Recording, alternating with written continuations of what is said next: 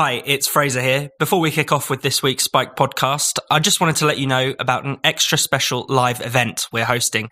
The great Rod Liddell, columnist, author, and scourge of metropolitan liberals, will be joining Brendan O'Neill in conversation on Zoom on the 15th of June. And you can be a part of it. Tickets are either £5 each, or you can get a free ticket if you sign up to become a Spiked supporter. Anyone who donates £5 or more per month or £50 or more per year is eligible to become a Spiked supporter. So if you want to see Rod Liddell and Brendan O'Neill live on the 15th of June, the best way to do it is to become a Spiked supporter. You can do that by going to spiked-online.com/supporters. Or if you'd just like to book for Rod and Brendan, go to spiked-online.com/events. Now, on with the show. Hello and welcome to the Spiked podcast. I'm Fraser Myers, and joining me as ever we have Spike's deputy editor Tom Slater. Hello. And Spike columnist Ella Whelan. Hi. Coming up on the show, the culture war in sport, the Maya Forstater case, and the revolt against lockdown.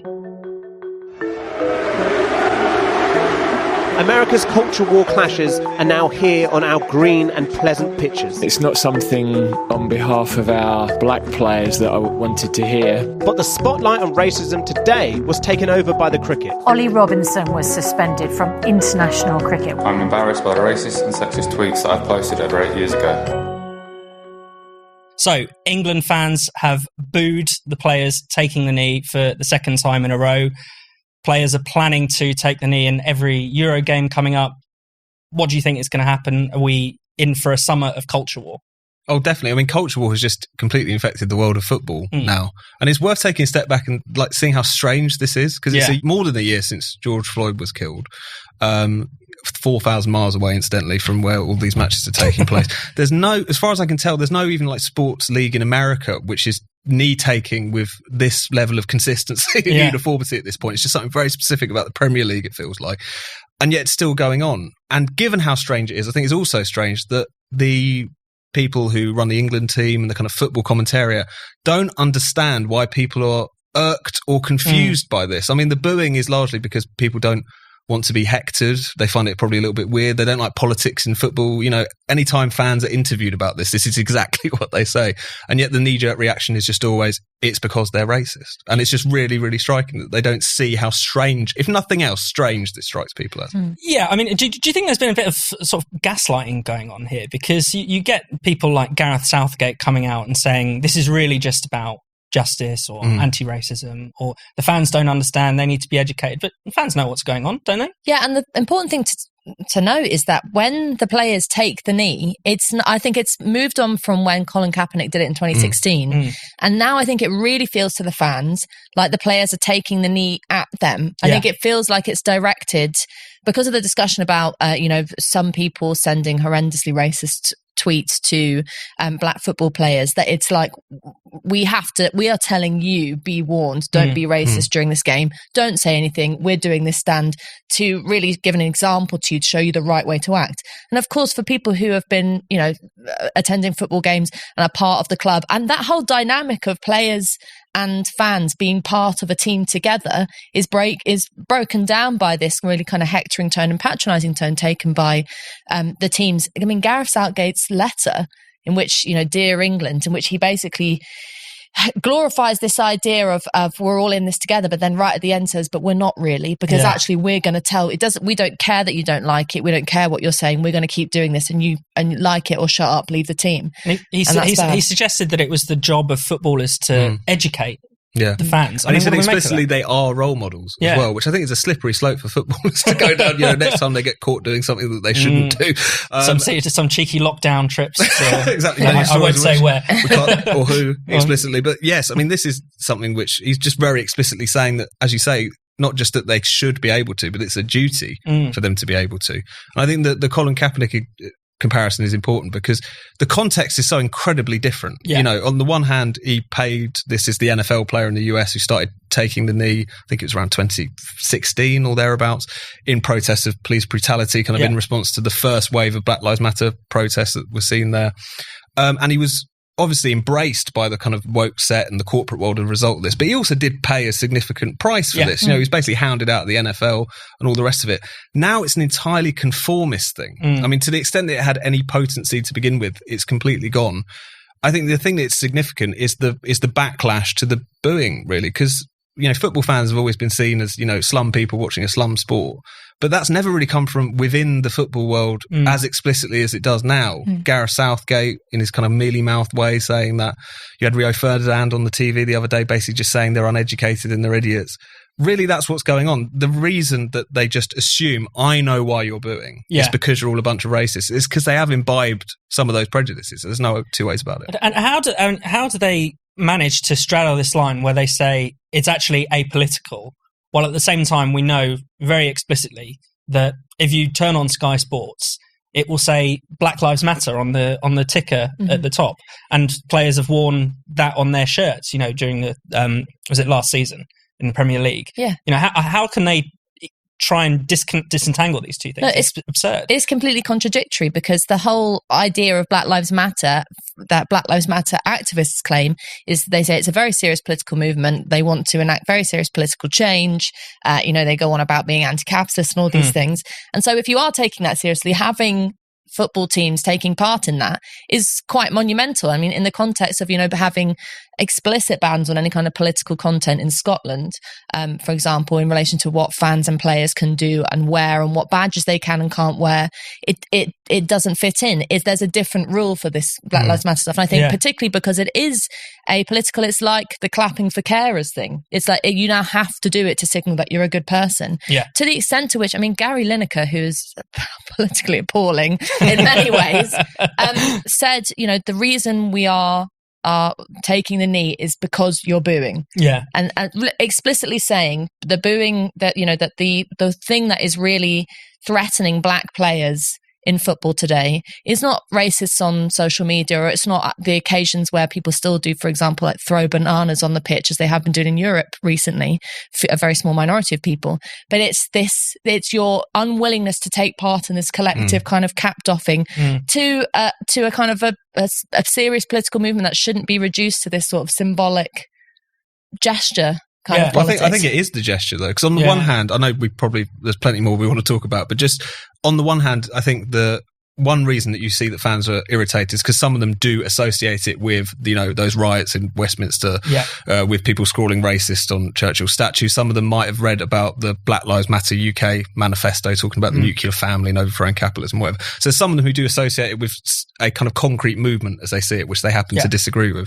But I think the people on the other side of this debate, if you like, have a point when they say it's kind of a more vague thing than that. It's kind of people who just sort of back that sentiment. I think the problem is that sentiment is also irritating, because it kind of presumes that people need to be told that Black Lives Matter. I mean, the genius of that slogan, as so many people have said, is that no one can disagree with it. Because of the fact that people really don't disagree with it, having it bombarded at them all the time, it gets their backs up. Not because they disagree with it, because they just get really irked by the presumption that they need to be told something as simple as that. Yeah, and we should move on to another sort of culture war in sport story, which is Ollie Robinson, who's been suspended from the England cricket team over racist jokes that he made in tweets as a teenager. Tom, you've written about this week. Do you want to talk about it? I do think this is really quite alarming. I mean, I know many people have said this, you know, prompted an intervention from the culture secretary, no less, saying it was over the top. But what he's really been brought down for is tweeting while being a teenage idiot, really. Yeah. So he indulged in some crass racial and sexual jokes, aged 18 at the time. I don't know much about cricket, but from what I've read over the past week, he was a bit of a dickhead at the time. He got kicked out of his club, wasn't really taking things seriously. And 10 years after the fact, he's having his Test cricket debut, and someone on this day during the match digs up these tweets and sort of shames him. Now, of course, he's been embarrassed in front of his teammates and in front of the country, and he's falsely apologised, or he's very sincerely apologised, I should say. I think that really should be punishment enough. And I think actually what we saw afterwards is if you create this standard whereby the dickish, stupid things you said as a teenager could be used to bring you down, that does open the floodgates a little bit. And we've seen 2 more cases this week. Another cricketer who's been suspended and being investigated over something that he tweeted while he was under the age of 16. That's all we know about that particular case. And then the Green Party suspending their prospective candidate in Batley and Spen because of homophobic remarks he made on Twitter when he was a teenager, things that he's also apologised for. So I just don't think that this can be the standard by which we hold people to, because if we do, there's just no end to it, really. Are people just not able to forgive anyone anymore?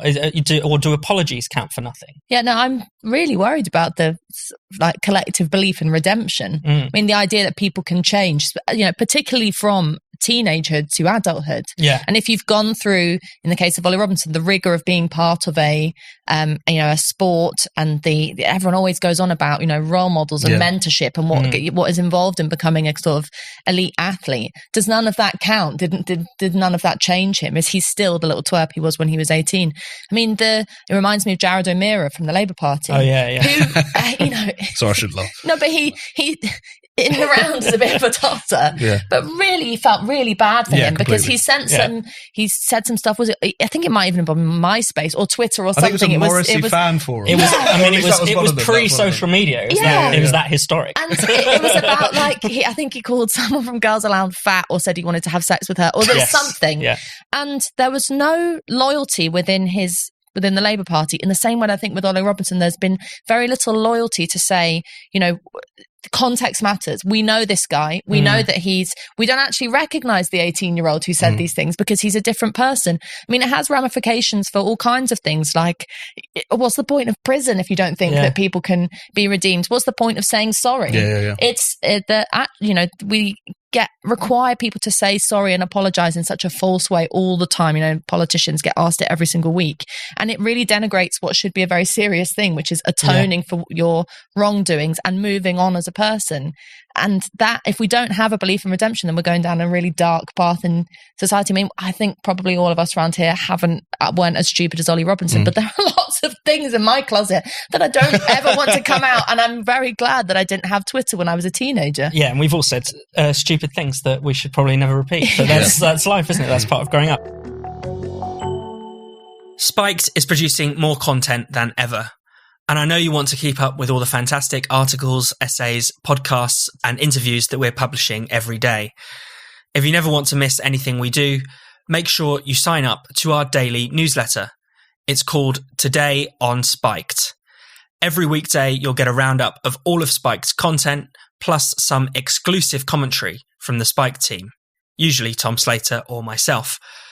To get all of that, just go to spiked-online.com/newsletters and sign up to Today on Spiked now. Now, back to the Spiked podcast.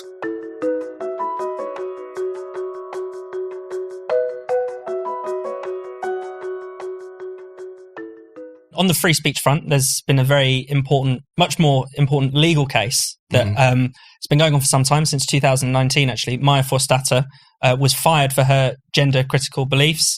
This week, a Court of Appeal judge has ruled that she was wrongfully sacked. Does anyone want to explain the background to this? Yeah, well, essentially she was sacked because she voiced an opinion, which you're not allowed to do, on the whole debate between gender critical feminists and trans activists. And what it boils down to is what she said is that sex matters. She created this organization, Sex Matters, and that sex is real, and that women are women and that men are men. A view held by the vast majority of people in society, a view even held by the vast majority of trans people. It was a very small minority of trans activists that take such umbrage with this that they would actually require someone to be sacked for it.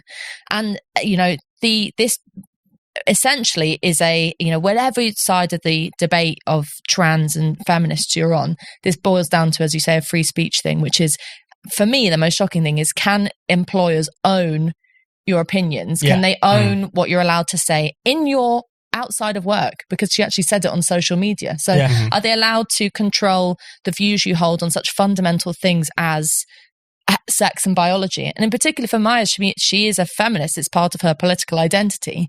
To say that she can't voice those opinions or hold those views is tantamount to repressing her political desires, which, again, for an employer is incredibly dystopian. And is it worth, taking a step back and thinking that just how actually mainstream this belief is? It's not just that obviously she is she has her reasons for espousing this belief, that the importance of sex, but actually the vast majority of people think that there are men and there are women. This is one of the great quirks of our age, is that it's the majority position which is so often demonized. And I think this is a perfect example of it, is that you have incredibly fringe, frankly, kind of viewpoints on a lot of issues, which, because they've so solidified themselves in politics, in the media, in employment, in all these different sort of areas, they get enforced. And I think it's worth, where Maya Forstater is concerned, just clarifying the fact that this is purely about her taking this particular position and expressing it on social media. I think also on Slack once, when the issue must have come up. She has explicitly said that she would respect people's pronouns when dealing with them. I don't think there's even any evidence that at this think tank that she worked at, there was any trans people there. So this might have really been an issue. So therefore, the kind of extent of the witch hunt is really quite alarming. And obviously, on the one hand, it's a great victory for free speech, because if that standard had held, like in the original employment tribunal, saying that her views should not be respected in a democratic society. It's terrifying. But Joe Williams made this point on Spike this week. In a way, the process is the punishment. Like having to go through court battles, smeared in the press, smeared on social media, made out to be this hate figure. Over 2 years. Yeah, your reputation kind of damage. Completely. And not everyone is up for that fight either. So the signal that it sends is still, if you want a quiet life, shut up. So there's a lot more that we have to do, really, because this is a very important victory for free speech, but it is only really the beginning, surely. There have been a few other cracks in this recently. Actually this week, Lisa Keogh, student from Abertay University, cleared. She was investigated again for saying that she believes there's a difference between men and women. So, there's small glimmers of free speech coming through the otherwise, I'm not going to push that metaphor too far. Where was that? I'm going down a weird hole there. That and the kind of growing criticism of Stonewall and we've written about this on Spike before, the investigations into what's going on at the Tavistock Clinic, and there's a bit more attention now being paid by sort of general members of the public who aren't just obsessed with this on social media or obsessed with this politically, like many commentators are, to say, hang on a minute, as Tom says, most of us think this thing that's pretty normal, that there are men and women, and we understand that there are people who want to subvert that, and we're okay with that, but does that mean you have to force me to say that the thing I believe to be true isn't true? This is terrible for I always think this is terrible for trans people and anyone who wants to be a bit kind of gender subversive. Kathleen Stock, in her book, new book Material Girls, makes this really great point, and Brendan interviewed her on his podcast, where she says, it's a fallacy that you have to have competing this idea that you're not allowed to say that sex matters and you're not allowed to say that sex exists in order to be inclusive of trans. That if you don't say that, then you are a bigot. It just doesn't make sense, because you can have, the whole point is you can have rules and beliefs, or facts about biology that are essential to our understanding of ourselves as human beings. But the whole power of, whether it be gender or identity or the complex nature of us as human beings, is that through the way we interact with each other, we can throw all those rules out of the window. So, I can say, yes, you are a man biologically, but I'll call you Shirley if you like. And that's, denying that complexity and that informality between the way in which we interact is really dystopian, because, whether it's be in relation to LGBTQ flags and inclusivity and representation, there's this real desire to clamp down on the way in which we interact and put things in boxes that's actually antithetical to what any kind of queer politics was originally about. Makes things more awkward. It makes things much more fractious. People much more nervous around each other when people could just be kind of figuring things out for themselves. And even on the political level, like, as we've seen, this isn't a representative position, but the way in which the kind of trans ideology has kind of asserted itself in various contexts, it has created some genuine frictions and problems in relation to sex-based rights versus transgender rights, whatever, all kinds of issues that we have to hammer out, really, as a society that wants to be harmonious and open and all the rest of it. And you cannot do that under conditions of extreme censure, denunciation, and criminalisation, or quasi-criminalisation almost, of people who take the other view. And this is going to inflame these problems. It's not going to get to the bottom of it. And as Ella's saying, it's just going to actually put the cause of trans rights back, surely, because it's becoming associated with not only an extreme position, but a very authoritarian position as well. And people who are progressively minded have been turned against this. Yeah. People who, the natural audience for this view, who would have been open to persuasion, have suddenly been put off and now think that, as you say, it represents authoritarianism and, a clampdown on their own rights, essentially. So finally, as has been the case pretty much every week, the 21st of June, Freedom Day, is in doubt. I don't think it's ever been certain since it was announced, I was to be kind honest. of convinced that it was going to happen, only because the Streets released that song 21st of June, and I thought they can't do that. Yeah, they couldn't. Yeah, it'd be wrong to go against the Streets. That was the moment I knew that Data Not Dates hadn't sunk in. That song came out anyway. But hopefully the Streets will come out against it, but there's been a more unlikely hero in the form of Andrew Lloyd Webber, who has said he's going to open his theatres come what may, and he's willing to face arrest, even if it goes against the law. Cometh the hour, cometh the man. I didn't think it would come from him, but he's actually been quite interesting throughout lockdown. He was, at one point, he kind of got on, so desperate was he, in a very good way, to reopen theatres and get people back into entertainment and support the industry, that I remember reading about him having this idea of spraying people down with that slightly dodgy chemical but anyway, you've got to be creative in this situation. He was open to options, is the thing. My wonder is whether he'll be treated in the same way as Van Morrison, because Van Morrison held concerts that were brilliant concerts. I think it was in November last year, and he was, wrote a few songs that were anti-lockdown. He said some relatively crazy things about vaccines, but that aside, his front and center argument was the music industry is suffering. If you really actually believe in the arts, get behind it and come out and come to the shows. And Andrew Lloyd Webber is a slightly different audience to Van Morrison, but it will be interesting to see how people react to it, because there's lots of discussion about pubs, there's lots of discussions about live venues, but theatres in particular, with the whole background of what it takes to put on a show, is a vast number of people who are employed in that. And so really what he's saying is come out and support people who work in these industries, and that surely needs supporting. And kind of economics aside, I guess, doesn't culture and arts and I guess nightlife and all those things, you can't have those in social distancing conditions. It just wouldn't work. No, exactly. And so also, it's worth remembering that some of these businesses have not been able to open at all during this entire time. Like a lot of the nightclubs, obviously, all nightclubs, but the nighttime industries in general. Most of them have just had their doors shut the entire time. And so this is something that's worth bearing in mind when people say, "Oh, what's wrong with you? You only care about your own profits and whatnot." They haven't had any profits for a very long time. Or it's just 2 weeks. What's the big deal? It's only 2 more weeks, all that stuff, and then 4 weeks, and then 6 weeks. Exactly. So the goalposts keep getting moved. But as you say, that's one thing which I think in this sort of discussion we have, we're just like, things are basically open, aren't they? You can basically do whatever you want. It's just that when you still have that level of restrictions, not only are certain businesses not able to operate, and that's bad for them, but also just the spontaneity, the kind of just being able to freely kind of move through society, the kind of creativity of that, and also certain settings. Like, you can't have a comedy club where people are spread out so much. You have to be kind of packed in together.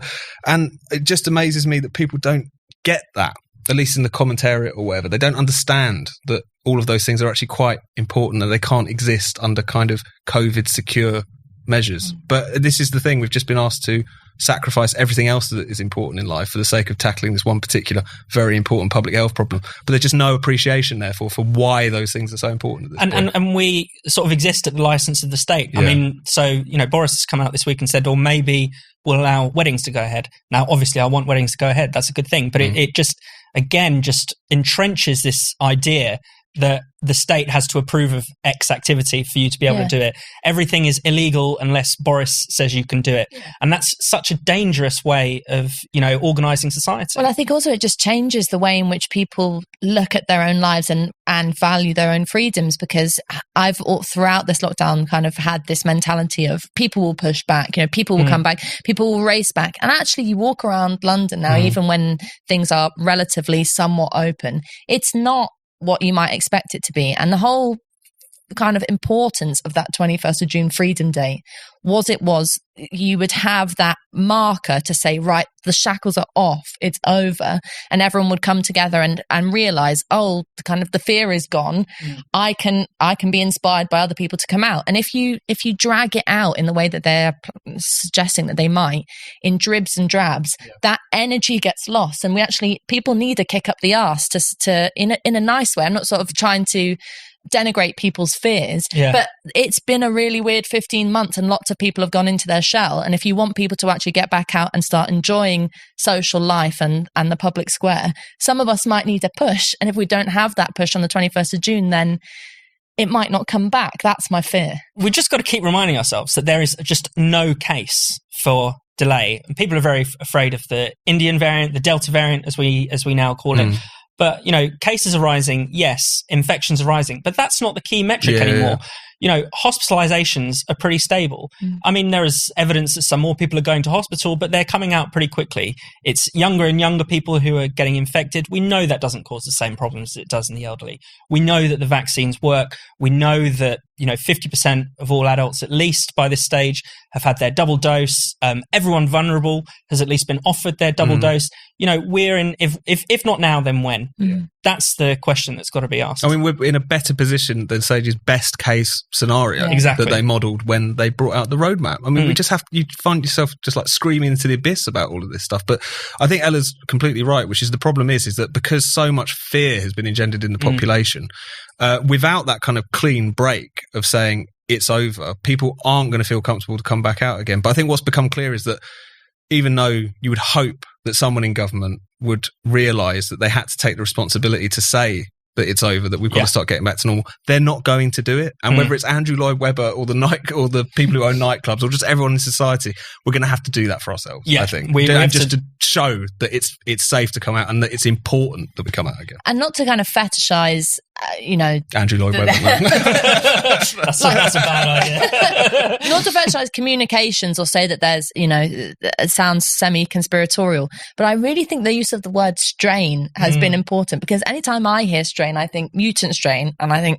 terror, this is awful. And the way in which, the Indian variant has been talked about has been, as Tom says, distinct from the reality of it, because I think we talked about this on the podcast last week. We're now vaccinating the under 25s. I've got mine booked for Wednesday. Like, if you, as you said, that this was our way out of it, and as you keep saying that actually the vaccines stand up against these new strains or variants, whatever they're called, that, the hospitalizations are still relatively low, and that it's mainly young people. No one has said the word herd immunity, talk about controversial words, in a very long time, but that's kind of where we're getting to now. 80% supposedly. of adults have antibodies, according to the ONS. And we're really getting there. You're not allowed to call it herd immunity, but that's what it is. And so then you have to ask, why are they wanting us to still be afraid? And to not be cynical about it, but you do think the idea that they'd have another lockdown or the idea that they'd have another breakout is, I think, an optics-wise, just such a fear in the government that they can't handle the reputational damage that would take, that they're willing to sacrifice what could be a really successful day. Not, again, the 21st of June is just one day, but it's a day that everybody's been talking about for the last year. It's etched into everyone's brain. It's a real historical marker. And in terms of the vaccine, you're right, the over 25s, it's worth thinking about the fact that only a few weeks ago, the government was talking about vaccine hesitancy. Yeah. And now, as soon as queuing around the block. Exactly. People queuing around the block to Twickenham Stadium, the, NHS website suffering a kind of Glastonbury style crash because, filled with demand for people to get the vaccine. That excuse has gone away. Yeah. Variants as well. The Delta variant has proved, more challenging, but think of some of the other ones that have come up. There's been the Thai variant that's gone nowhere, the Yorkshire variant, various double mutation variants that they've come out with. None of them have had the catastrophic effect that has been warned. I don't think that the Indian variant is going to cause a catastrophe cross my fingers. That's the problem, is that we don't know what's going to happen next. Now, all the indicators are very good. This roadmap has been very cautious. The numbers at the moment are very encouraging. But the problem is that because this kind of precautionary approach to these things has so cemented itself, you really don't know what's going to happen. But the thing is, this far into it, especially with people having done what they were told, so many people haven't gone out and got their vaccines now, even the young people, like you say, we do just have to draw a line under this. Put everything in place to make sure this sort of thing never has to happen again. But it's that problem, is that they've become so unable, and society more probably so unable to live with that level of uncertainty, that there's just this tentativeness despite everything looking so good.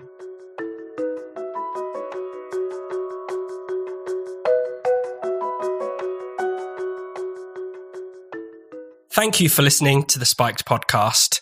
We'll be back next week, but in the meantime, make sure you keep up with all the latest from Spiked by signing up to our daily newsletter, Today on Spiked. Just go to spiked-online.com/newsletters to sign up now.